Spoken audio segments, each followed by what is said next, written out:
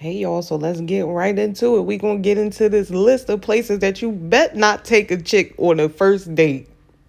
Now, I'm not gonna comment on the list because that's really trivial. That really doesn't matter. But what's the most important part that you need to know about this list is that this is a absolute lie. Why? Because any woman that won't instantly go anywhere with you does not like you. And if a woman doesn't like you, she's going to try to crack your pockets at minimum. Like, she's going to at least see if you could spend that money. Because she may not be attracted to you, but she'll definitely be attracted to that wallet, okay? If you spending that money.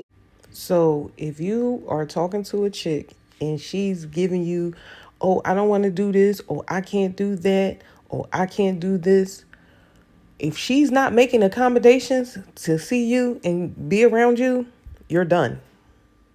You're done. Because men, I'm sure y'all know how females can play cat and mouse with you with the texting and calling before you run down. But as soon as you do the wild thing, now she's always available. Now she's texting you. She's blowing you up. She's wondering why it's taking you so long to respond to her messages.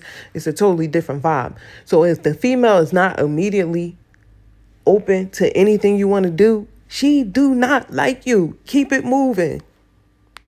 At the end of the day, you got to let people have their preferences because you get somebody's preferences, how you going to act.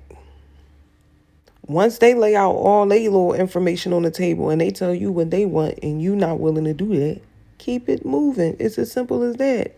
You don't have to bend or oblige to anybody's idea of what they think should be going on in their life. That's their personal choice. That's their personal idea. And I don't have a problem with that. I'm just here to tell y'all that it is a lie.